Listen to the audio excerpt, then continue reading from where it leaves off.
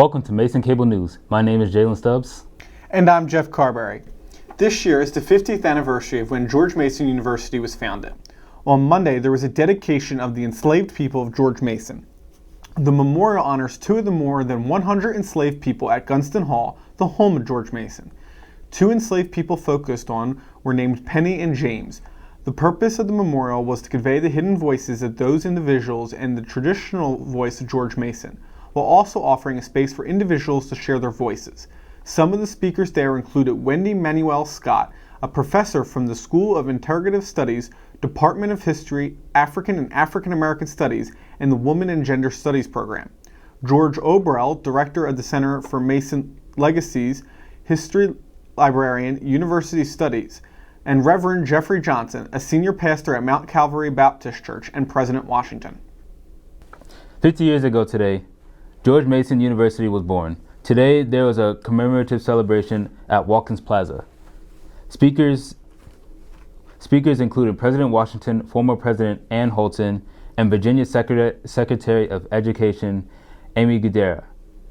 We got to interview students at the event. Our news director, Jack, got the footage from the event. Hi, I'm Jack Dunne with Mason Cable Network. We're here in the Johnson Center to celebrate George Mason University's 50th anniversary.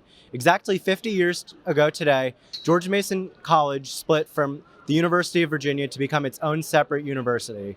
We're here to celebrate the anniversary and get some footage of the events.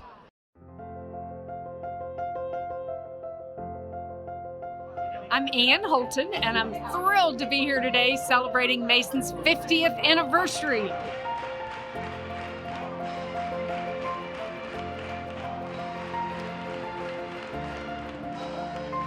It's extra special for me to help get to celebrate today because my dad was involved with the beginnings of Mason. He, Linwood Holton, was governor when Mason was first created. He signed the legislation separating out what was then George Mason College from the university. And so it's exciting to get to carry on his tradition, Mason's tradition of access to excellence, and celebrate here today.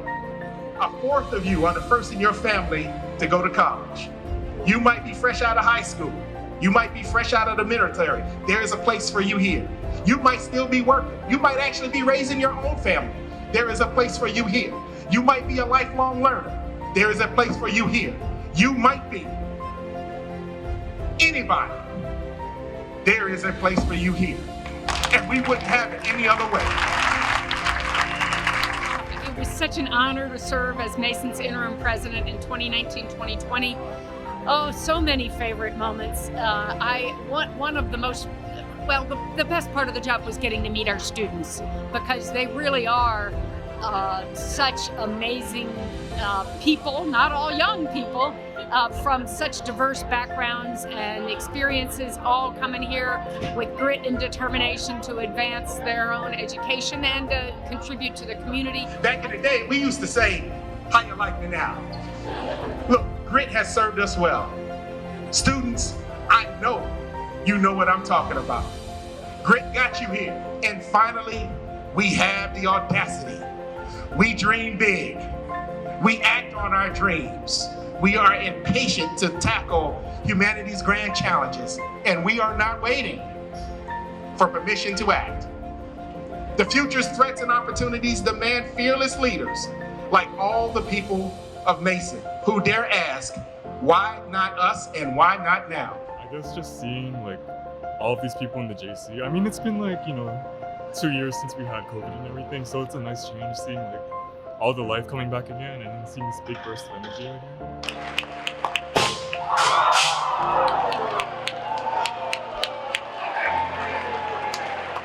Back to you guys in the studio.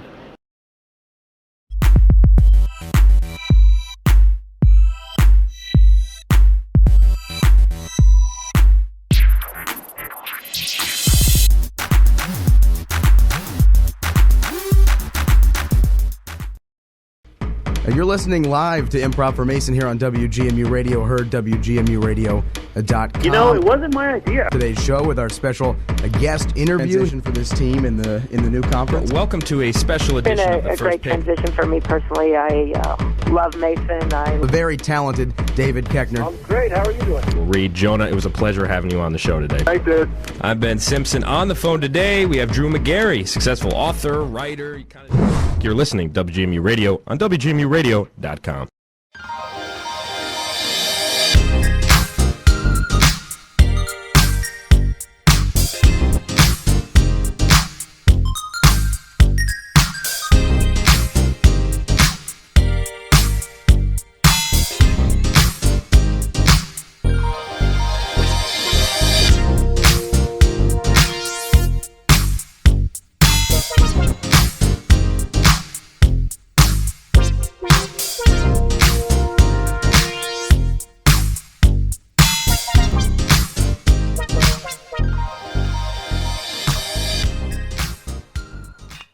There's a one hit out towards right field. They'll wave the run home. Here comes the Ponte. Here comes the throw. It is not in time. George Mason wins.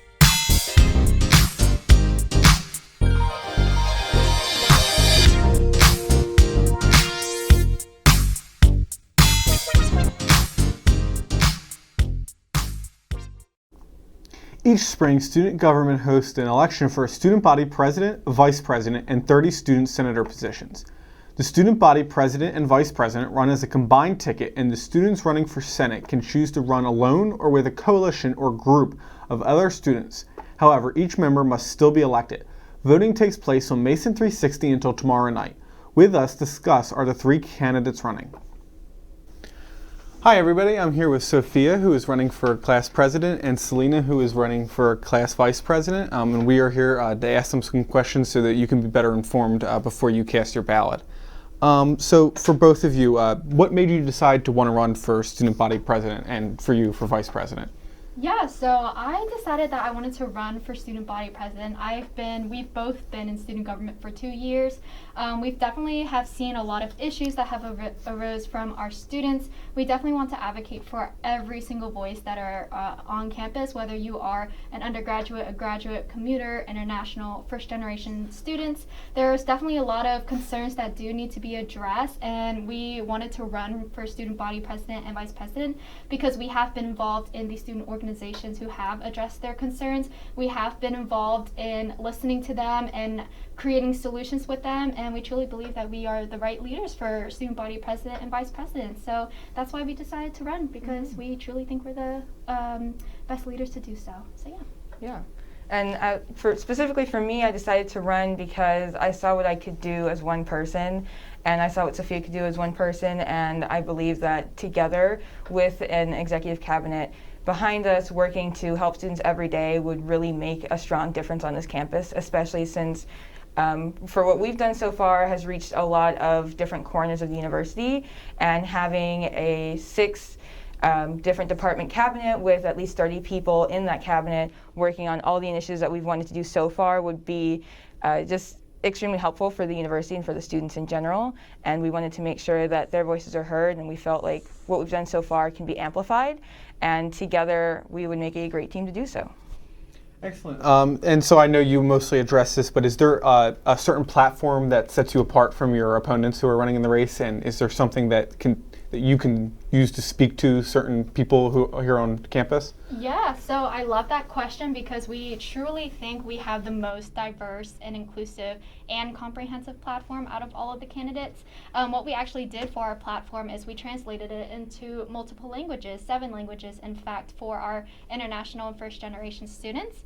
We actually had a lot of Hispanic and Arabic students come to us and tell us that English was not their first language, and that they couldn't read English as well as speak English. So being able to see our platform and read it and know what our initiatives are within that platform really did speak to them. So we are already reaching loads of students, international students specifically, within our platform. But I guess the most important thing is what is in it. We have 6 pillars in our platform, which includes academics, public relations, university services, university life, diversity and multicultural affairs, and government and community relations. All of these things embody student voices and concerns. And I guess the most important thing that we're advocating for on our platform is more diverse food options within our Mason dining. We understand that there are a lot of students who are vegan, vegetarian, pescatarian, halal, all of those things, and Mason dining simply does not have these options for these students. We definitely want to ensure that students who are paying thousands of dollars out of their pocket have these food options to,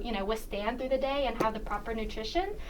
We also want to advocate for academic-wise, we want to ensure that students are not paying out of their pocket to pay for testing materials like Scantrons and Blue Books. We definitely want to ensure that we are giving out these free testing materials to them so that they don't have to pay out of their pocket. We also want to translate our syllabi into multiple languages for our international students, which we've already done within our platform.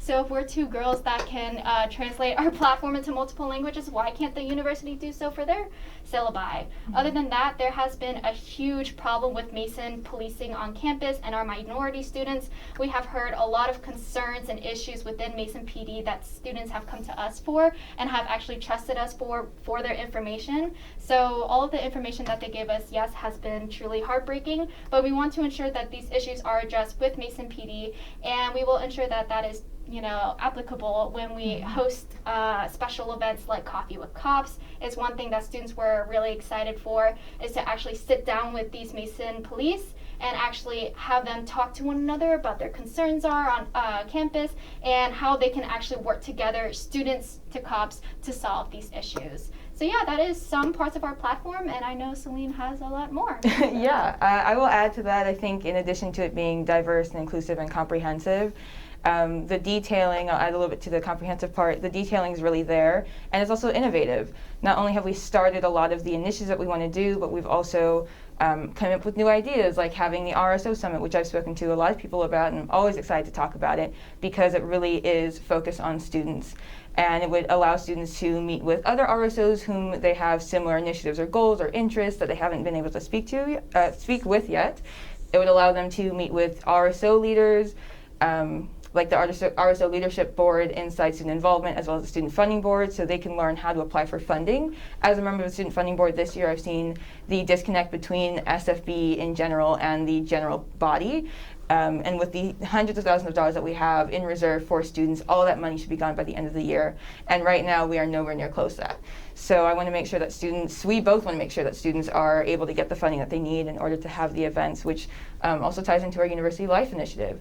In addition to that, we want to connect them with administration so they don't have to go through student government in order to reach the people that they need to make the change. So student government is a great starting point, but it by no means does it need to be where communication ends. So a big part of our platform is starting those conversations and connecting students with administration and with us in general, so they know that we are there to support them, and so that they know that they can always go and speak to administration whenever they want to, whenever they need to, and they don't have to depend or wait for student government to take action. They can do it with us, or they can do it before us, and we can join them there. Excellent. And one question is, how did you two end up working together to run for a decision? Was it, did you choose yourselves, or were you more assigned, or did you just decide that you two worked well with each other? So that's a really funny question, because I decided I wanted to run for student body president ever since I came to Mason. That was my big goal, was to join student government and eventually be student body president, because I truly cared about the students and their concerns, and I've done so in the past 2 years by working with them and creating events for them. I decided I wanted Celine to be my VP because out of I think everyone, I just saw the biggest potential in her. We definitely do work together. I'm pretty sure in every single one of my initiatives, she has been my partner and been by my side. So the reason why I chose her is, one, she is the most inspiring to me, and two, she definitely will keep me accountable. So yeah. Yes, I would have to agree. I considered running for president, and really throughout the years of me being in student government, I just didn't want that responsibility, but I knew I would absolutely make a great vice president, and I will always be there to support Sophia, whether or not we're in a position in leadership in student government or in student government at all. That partnership was very natural, and What's funny is earlier this year, actually, I was talking to one of my other friends in student government right now, and I told her the only reason I would stay in student government is if Sophia asked me to run for run to be her vice president, and then later that night she actually texted me and said, will you be my vice president? Obviously I said yes, that's why I'm here. But yeah, we work really well together and we easily bounce ideas off of each other. We're relatively on the same page, and even when we're not, that allows for the space to open up and for us to consider multiple options and just make sure that we're going through all of the possibilities that could be there. So for us to work together, I think is a really important step of just being president, vice president, and having that relationship already established for the past 2 years and having that already tested through student government, which can be very taxing work.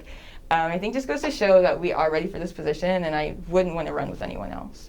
All right, and one last question. If you had in real quick 15 seconds, what's one thing you could change on policy in George Mason if you were elected president? Yes, for me personally, the student organizations that have come to us with their concerns with student funding board and event services has been the number one thing that students would come to us for. Absolutely. With all of the organizations that we've talked to, the number one thing that they would tell us is a big issue with their organization is, one, they can't create events because event services is lacking a little bit, and two, they cannot get the supportive funding for their events because the student funding board has been lacking in communication. So that is definitely the one thing that we will fix, is that communication between the student organizations and our offices on campus, because student organizations, they cannot thrive unless they're hosting huge events and advocacy events. We want to ensure that we are thriving. We want to ensure that our community is thriving as well. Yeah. All right, well, thank you very much. Thank you, Sophia and Selena, who are running for president and vice president. And well, we thank you very much for coming in and talking with us today. Of course. Thank you. Thank you. What's going on, Patriots? I'm here with presidential candidate John. How are you today, man? I'm great. How are you? I'm great. Good. So, tell me a little bit about why you decided to run for student body president.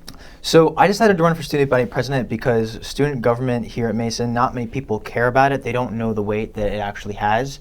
I was in student senate in the fall for, I believe, around 2 months, and I saw how ineffective it was, and I really wanted to bring a change to Mason that a lot of students had talked to me about, and they said, you should run, and I go, well, I'm only a freshman. I don't think I could win. But then when I was actually talking to hearing all the needs of the community, I was like, I think I have to, so that's why I did. Okay. Yeah. And now, can you tell me a little bit about your platform? Yeah, so my platform, I think it's the most unique. Me and Vivian, she's my running mate, we sat down, we were like, what are the needs of the community? What do a lot of students want? What's bold, but something that can still be done?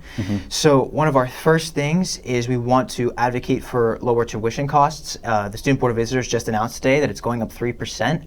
I mean, we have gas prices are through the roof, inflation's crazy. Inflation is just crazy, and students really need a break right now. And the student body president sits on the board of visitors, so I believe that students should have someone on that board of visitors who's going to advocate for them and say, listen, we need to be trying to lower the cost of tuition, if at least freeze it, because they said that they would freeze it around 2018, and they've not kept their promise in doing so. So we're going to hold them accountable for that. Another thing we want to implement, and this is for the mental health of all students out there, is this thing called the Dead Week. So I remember I got to college, was really excited, and finals week came, and I had in one class 2 papers and a final due on the same day. Now multiply that by 5. That's too much work, and that's not fair to expect that all these students can just drop off the hat, just do that. So what a Dead Week is it basically makes the professors assign those projects the week before your final. So you just get a week to really relax and focus on your final, and then I guarantee that you will see a result of like higher test scores and more people passing these classes that are really difficult. Another thing we want to advocate for is more investments into our athletics, because our athletics are good, but they can really be great if we really put the time and money into them. And a lot of people will agree with me, our school spirit is very dead at Mason. We need a lot more school spirit here. I mean, the culture, it can be great, like I said. And so let's say we have around 200, 300 people going to basketball games. We want to have that to be 2,000 by the end of like the first semester.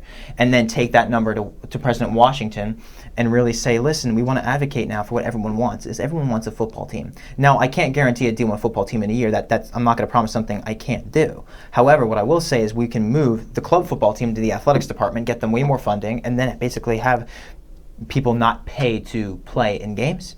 And then have way more tailgates, because we had a few this year and they were great, but again, we need way more tailgates. We really need to bring people together. And my last thing that I'm really pumped about is this Interfaith Coalition, is because our faith community on campus is huge. A lot of people really want to advocate for that, but they don't come together. And this is the same thing, not just in our politics nationwide, it's here on this campus. We need to come together a lot more, and because we're divided. So this Interfaith Coalition would have one representative from each faith group on campus, Christian, Jewish, Muslim, Sikh, Hindu, whatever the religion is, to come together and advocate, this is what we want to do. Let's plan events together. Let's start these conversations. Right. And the very last thing I just remembered is we want to host town halls with our government leaders. We used to have the governor and senators and delegates come to Mason to ask them the tough questions, because we're a huge voting bloc in Fairfax County. But they don't really come here anymore because they kind of take our votes for granted. But we're going to tell them, listen, we elect you. We expect you to come answer our tough questions that we ask. So that's my platform. I think it's bold, but it's also things that can be done, and it's very unique. Okay. Yeah. Very interesting take there. Yeah. Now, another thing, you really basically, you pretty much touched on this already, but what is the biggest change you want to see if elected? And this can be a question for your running mate as well. Yeah, so Vivian, she's in Air Force ROTC, so she'll advocate for the needs of the military community on campus very, very well. We work very well together. I'm very stubborn. I will get stuff done if I'm elected. I'm very, very stubborn. Just go, go, go. She's more of the, all right, John, calm down. Let's work together. Let's kind of cool off a little bit. So that's her. That's how we work very well together. And she's going to advocate for more events with Greek life, and Greek life is very fragmented right now. I want to bring Greek life together if we get elected. But the very main thing that I want to advocate for is that freeze in tuition. It's ridiculous that we are paying what we're paying. We have so many hidden fees that we need to find out exactly what is in those hidden fees as well.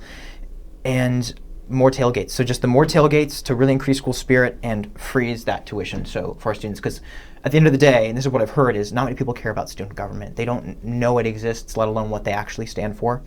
And students want results, and that's what I'm going to do if I'm elected, is deliver results for the students, period. Okay. Great. Thank you so much. I appreciate it, John. Thank you for joining our show today, Patriots. What's going on, Patriots? I'm here with presidential candidate Dunne Oni. How are you today? I'm well. How are you? Great. So, can I ask you, why did you decide to run for student body president? Okay, so I decided to run for student body president because I felt as though Mason needs change. I know it sounds super cliche, but I felt as though Mason needs change, and I feel like I'm the right person to bring this change. Zuri and I are both very qualified to be both president and vice president for the student body. We believe we're qualified because not only have we already been doing work, not only do we want to do work, but we've already been doing work. So we started having conversations with President Washington and Chief Rowan about over-policing on campus and just how we can address that, different ways that we can just better university life on campus for students of color. I want to be student body president because I feel as though student government serves a purpose, right? It's here to advocate and be the student voice for the student body. And oftentimes students are not aware of that. They're not aware of the purpose of student government. They don't even know what student government is. So I feel as though being student body president, with me being student body president, I first will be able to bring awareness to student government. I'd be able to just bring change to Mason population in general. I feel as though sometimes Mason lacks culture. So I feel like Zuri and I would bring that culture and just bring that spazz that Mason needs. I can go on and on as to why I want to be student body president, but I think overall, I just think I'm qualified, and I want to be student body president because I think we're just the breath of fresh air that Mason needs. Awesome. I totally agree. We're all about culture and everything. Now, tell me a little bit about your platform. So our goal is to cultivate a unified and inclusive community in which all students are heard and represented. Heard and represented, what does that mean, right? So just making sure that all the students at Mason are able to voice their concerns, and they know that their concerns are actually being voiced to someone or people that can actually do something about it. I know a lot of times, like being a part of organizations, I know like sometimes I'll voice my opinion or like a concern to like my advisor, and like, well, what are you going to do about it? You know, so it's like just making sure I'm able to bring these concerns and just make sure I'm able to bring these concerns and opinions to like higher ups, to administration who are able to actually do something about it. Okay, cool. Now, you might have already touched on this earlier, but what is one thing you wish to change if you were elected? Oh my gosh. So our platform actually consists of like so many different initiatives. Like I guess kind of touching back on your second question, we have so many different initiatives in our platform in general. So I don't know, like I can't tell you one thing. Like I might have to say like 2 or 3. So I'm gonna say 2 or 3. Okay. So first, just having like a mental health day. So I know like some universities are already like they already have this. So just having like days in the semester where students are just able to like decompress and just like rejuvenate from the week. I find myself doing homework sometimes on Saturdays, which I think is a problem, right? So just like making sure like we're able to like just decompress, rejuvenate from like a long week. This might be like twice a semester. However, we're able to make it happen. But that's definitely one big thing for me, because health is wealth, right? Like if you're not okay up here, like you can only do so much in life. Another thing would be a homecoming parade, just going back to culture. That'll add something to like the Mason culture. I've already started planning a homecoming parade because I'm currently a part of student government. So I did start planning it, but unfortunately we weren't able to execute it because of like COVID and just other factors. So just making sure that's something that's implemented and that's able to take place next year. And another thing I would definitely say is just promoting the different departments on campus, because they all serve a purpose, and we're paying for them. It's a part of our tuition, right? Just make sure that students are actually utilizing them, because like departments like CCE, CAPS, career services, disability services, like they all serve a purpose and they're here to help us. So just making sure everyone is aware of their purpose and how they're able to help us. Awesome. That was some deep insight you gave us. So thank you so much for joining us, Dunne. Thank you for having me. Join Learning Services on Friday afternoon at 1:30 to learn information about common graduate standardized exams such as the GRE, the GMAT, Praxis, MCAT, and LSAT. During this session, you will understand how to create and stick to a study plan to prepare for one of these exams, identify effective memorization strategies, and learn how to concentrate on long periods of time. You will also understand what to expect on test day and practice how to overcome feelings of self-doubt. Sign up on Mason 360. Mason Recreation will host a bocce tournament on Friday at 4 p.m. Put your skills you've learned at our Learn to Play sessions to the test and compete for an I Am Champs shirt. Join us for our bocce tournament by registering or dropping by Lynn Gym at the Recreation and Athletic Campus. People of all abilities and skills are welcome to register on Mason 360.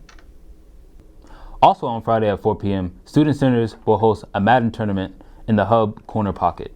Register on imleagues.com. The winner will receive a Kindle Fire tablet. Lastly, on Friday afternoon, this time at 4:30 p.m., the Student Center will host a cornhole tournament. This event will also take place in the Hub's Corner Pocket. The winner will receive an Amazon Echo Dot. Register on imleagues.com. Have you ever wondered what it'd be like to hike and camp in a beautiful national park? Well, we have the perfect adventure for you. This is a great beginner camping experience where you will have the opportunity to camp and hike on the Appalachian Trail in Shenandoah National Park. Bring a day pack, water, lunch, sunscreen, rain jacket, and any other layers. Wear good hiking shoes. Meet at Skyline Fitness Center at 7:45 a.m. on Saturday. Mason Rec will drive to the trail, hike, eat lunch on the trail, and set up camp. Mason Rec will break down camp on Sunday, April 10th around 8 a.m. Hike, eat lunch along the trail, and return to campus around 5 p.m. The cost is $40. Sign up on Mason 360. Bring your dog and get to know the Arlington community at Mason Square. Get your paws on doggy treats, puppuccinos, toys, belly rubs, and more. The event takes place on the Arlington campus on Monday, April 11th at 5 p.m. Register on Mason 360. Join Learning Services on Tuesday, April 12th at 10:30 a.m. for the workshop Perils of Professionalism.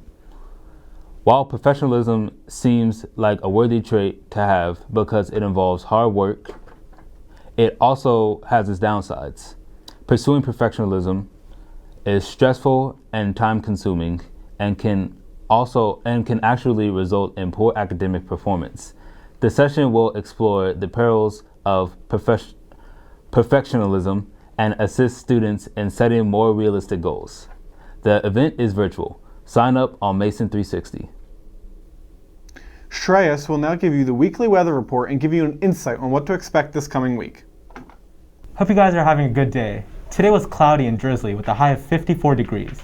Tomorrow will be mostly cloudy with a high of 62 degrees. Saturday will be partly cloudy with a high of 55 degrees. Sunday will be both cooler and partly cloudy. Sunday's high will be 50 degrees.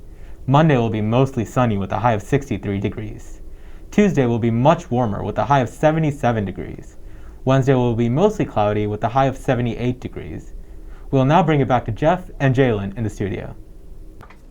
Thank you, Shreyas. Bicycling the campus can be fun and great for your well-being. Join Delia Johnson from CPVA and a League of American Bicyclists certified instructor for Bicycle Commuting 101 during this session at noon on Wednesday, April 13th via Zoom. Delia will share information to help you feel more confident about getting to campus on 2 wheels. Sign up on Mason 360. Zoom link will be provided. On Monday, the University of Kansas beat the University of North Carolina 72-69 in the March Madness championship game. Kansas pulled off the biggest comeback in championship history to win their first championship since 2008.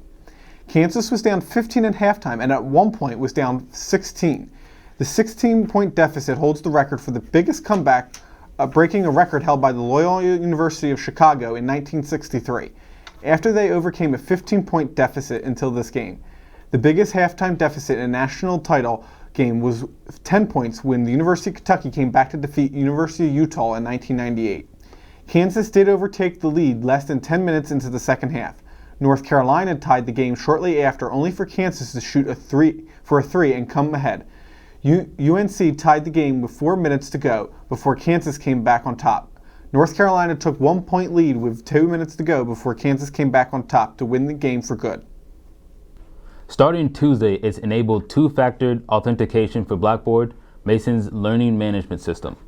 Once it's enabled, all users will be required to authenticate using 2FA with their Patriot Pass credentials when accessing Blackboard or My Mason services, including all organizations and courses.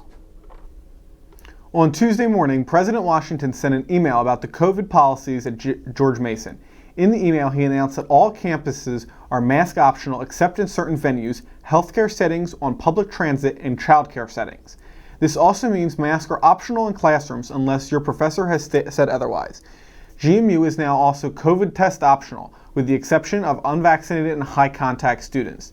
Visit the Safe Return to Campus page on the GMU website for when and where masks and tests are still required. President Washington stated that positivity rates have also remained well below 1% and community transmission in Fairfax County is categorized now as low. However, the email also encourages students and staff to complete the COVID health check prior to coming to campus through graduation on May 20th. Anyone who feels symptomatic should get tested at Student Health Services or at the Peterson Hall testing site.